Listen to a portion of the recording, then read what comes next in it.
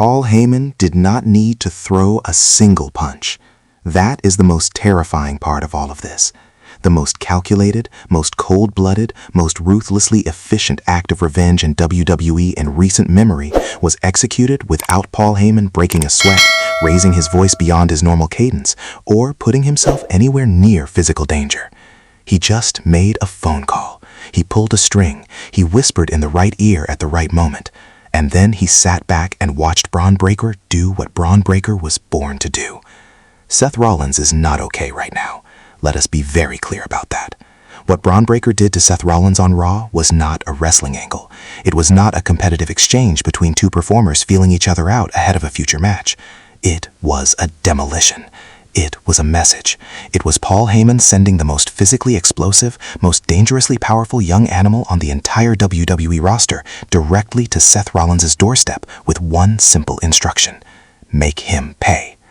And Bron Breakker, who needs absolutely zero motivation beyond being pointed at a target and unleashed, delivered on that instruction in a way that the entire locker room felt, in a way that Seth Rollins is going to feel for weeks, in a way that has completely and utterly flipped the power dynamic of one of the most compelling storylines WWE has been building. You thought Seth Rollins attacking Paul Heyman was the most shocking moment in this story. You were wrong, because Paul Heyman just responded, and his response made Seth's attack look like a warning that Seth should have taken more seriously. We are breaking all of this down right now, and by the time this video is done, you are going to understand exactly why this moment changes everything. Do not go anywhere. I need your immediate reaction in the comments before we go any further. When Bron Breakker's music hit and you realized what was about to happen to Seth Rollins, what went through your mind? Were you shocked that Paul Heyman used Bron as his weapon, or did some part of you see this coming? Drop your honest reaction right now, because this comment section is about to become a battlefield. Paul Heyman has managed some of the most physically dominant performers in the history of professional wrestling: Brock Lesnar, Roman Reigns, performers who redefined what it meant to be physically imposing in a WWE ring. So when Paul Heyman decides he needs someone to send a message through violence, he does not reach for an average solution. He does not call on someone who will get the job done adequately. He calls on the most overwhelming, most destructive option available to him. And right now, in this moment, in this era of WWE, that option is Bron Breakker. Let us talk about what Bron Breakker actually is, because the full picture of this man's capabilities is what makes Paul Heyman's choice so absolutely devastating for Seth Rollins. Bron Breakker is a genetic anomaly, the son of Rick Steiner, trained from childhood in a wrestling environment that most performers spend their entire careers trying to approximate. Bron arrived in WWE with a physical package that veterans stop and stare. The size, the speed, the combination of those two things that should not exist in the same body at the same time. A man who can run the ropes with the quickness of a cruiserweight and then throw a spear that looks like it could go through a brick wall. His NXT run was a statement. His main roster arrival was a statement. Every time this man steps through those curtains, he is making a statement about what professional wrestling looks like when pure athletic gifts collide with genuine hunger and a bloodline that was built for this industry. And Paul Heyman just aimed all of that directly at Seth Rollins. The beautiful and terrifying thing about Bron Breakker as a weapon is that he does not require elaborate instruction. He does not need a detailed plan. You point him at someone, you tell him that person is the target, and then you get out of the way. Because what happens next is going to be overwhelming, and it is going to be fast, and it is going to leave a mark. Seth Rollins attacked Paul Heyman and thought that was the end of the exchange. He thought the act of getting his hands on Heyman, of finally delivering some physical consequence to the man who had been pulling strings against him for months, was a conclusion, a settling of accounts. Paul Heyman just let him know that it was only the opening move. Every detail of how this happened matters, because this was not random. This was orchestrated with a precision that only Paul Heyman is capable of engineering on this kind of timeline. Seth Rollins was in a position of relative comfort when Bron Breakker arrived. That is important. This was not Bron catching Seth at his most vulnerable, in a moment where Seth was already compromised or distracted by something else happening in the ring. Seth was composed. Seth was present. Seth was operating at a level of awareness that should have given him at least a chance to see this coming and prepare a response. Bron Breakker did not give him that chance. That is how good Bron is, and that is how perfectly Paul Heyman calibrated this. The spear came like a freight train that had been given a personal grudge. If you have seen Bron Breakker deliver that spear at full speed, you understand that there is very little the human body can do to absorb that impact and continue functioning normally. It is one of the most physically devastating finishing sequences in WWE right now, precisely because of the combination of Bron's size, his speed coming off the ropes, and the pure commitment he puts into the execution every single time. Seth hit the canvas, and the crowd's reaction told you everything you needed to know about the severity of what they had just witnessed. This was not the energized pop of a shocking swerve that people are excited about. This was the stunned, breathless reaction of an audience that had just watched something genuinely violent happen to someone they care about. Bron did not stop at one. That is the detail that separates this from a simple ambush, And confirms this was a message being sent with deliberate emphasis. The additional punishment delivered after Seth was already down was not Bron losing control. Bron does not lose control in that way. That was Bron following instructions. That was Paul Heyman making sure that when Seth Rollins eventually gets back to his feet, every movement he makes for the foreseeable future is going to remind him of the night Paul Heyman decided to collect. By the time it was over, Seth Rollins was left in the ring looking like a man who had been run over by something with an engine, and Paul Heyman, if the reports from backstage are anything to go by, watched every second of it with the kind of quiet satisfaction that is more unnerving than any celebration could ever be. Here is the debate I want this community to have in the comments right now. Is using Bron Breakker as his instrument of revenge the smartest thing Paul Heyman has ever done, or did he just create a monster he is eventually going to lose control of? Because Bron Breakker doing Paul Heyman's bidding is useful right now, but what happens when Bron decides he does not need a special counsel anymore? Think about it and drop your take below. Let us be completely honest about where Seth Rollins stands after what happened on Raw. He is in a worse position than he has been in a very long time.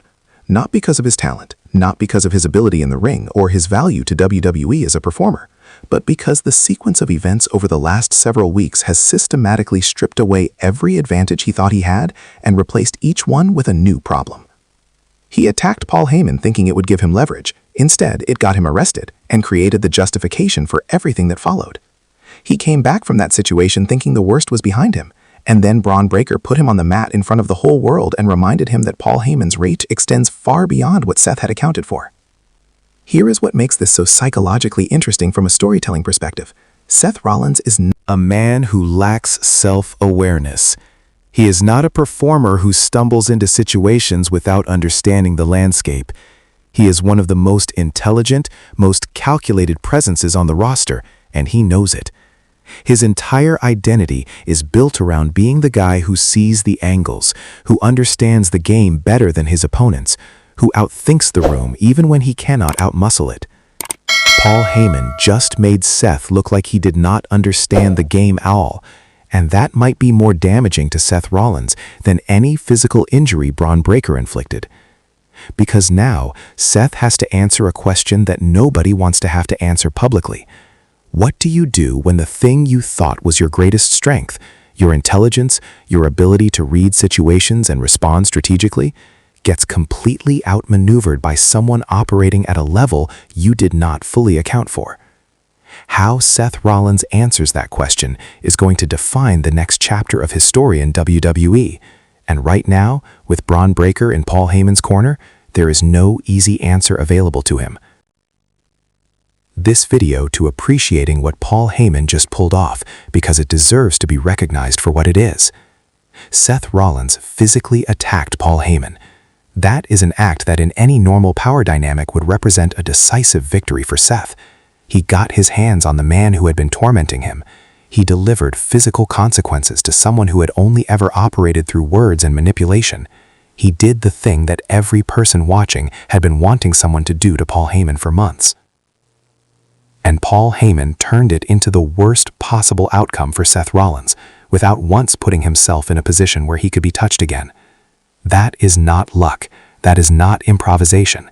That is a man who has spent decades operating in high-pressure environments where the wrong response to provocation destroys everything you have built. Paul Heyman has seen careers end because performers let their emotions override their strategy. He has watched people with more talent and more physical gifts than him flame out, because they could not control the temperature of their own decision-making. He understands that the most dangerous response to an attack is not a matching attack. The most dangerous response is a calculated, disproportionate, strategically placed counter that makes your opponent wish they had never engaged in the first place. Seth attacked Paul Heyman and got arrested. Then Seth came back and got destroyed by Bron Breakker. Every single action Seth has taken in this feud has resulted in a worse outcome than the one before it. And that pattern does not happen by accident. That pattern is Paul Heyman conducting this entire situation like an orchestra, making sure every note lands exactly where he wants it to. The special counsel label has never felt more accurate, because what Paul Heyman is providing right now is not just counsel. It is a masterclass in how power actually operates when wielded by someone who truly understands it.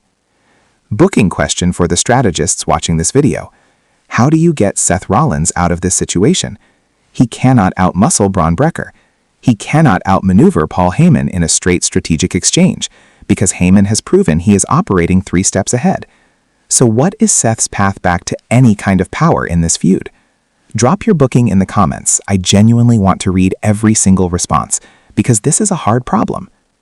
Now let us flip this conversation and talk about what this moment does for Bron Breakker specifically, because the benefits for him are significant and they extend well beyond this single storyline. Bron Breakker destroying Seth Rollins on behalf of Paul Heyman is not just a service rendered, it is a statement of elevation. Because Seth Rollins is not a low-card performer that anyone gets put through to gain credibility. Seth Rollins is one of the most established, most respected, most decorated performers on the entire roster. When you are the man who puts Seth Rollins on the mat and leaves him there, that means something. Every single person in that locker room watched what Bron did to Seth. Every single person watching at home processed the visual of one of Raw's cornerstones getting dismantled by Bron Breakker, and whether they liked it or hated it, the message registered the same way for all of them. Bron Breakker is not just a promising young talent with good bloodlines and impressive physical gifts. Bron Breakker is a legitimate threat to anyone on this roster. Full stop. No asterisks, no qualifiers. The association with Paul Heyman also does something specific for Bron that is easy to undervalue. It gives him a narrative sophistication that pure power and athleticism alone cannot provide. Heyman's involvement signals to the audience that Bron is not just a wrecking ball rolling in a straight line. He is a wrecking ball that has been aimed by the sharpest mind in the business. And that combination of physical devastation, guided by strategic intelligence, is exactly the formula that has produced the most dominant runs in WWE history. Think about what Paul Heyman did for Brock Lesnar's career in terms of narrative depth. Think about what the Heyman Association did for Roman Reigns in terms of elevating a character that was already over into something truly special. Now think about what that same association could do for a young performer like Bron Breakker, who already has everything else you need to be a main event star. This could be the beginning of something that reshapes the entire landscape of Raw for years. The question everyone is asking after what happened on Raw is simple. Where does this go next? And the answer to that question has several different layers that all need to be addressed. Layer 1 is the immediate Seth Rollins response, because Seth is not going to accept what happened quietly.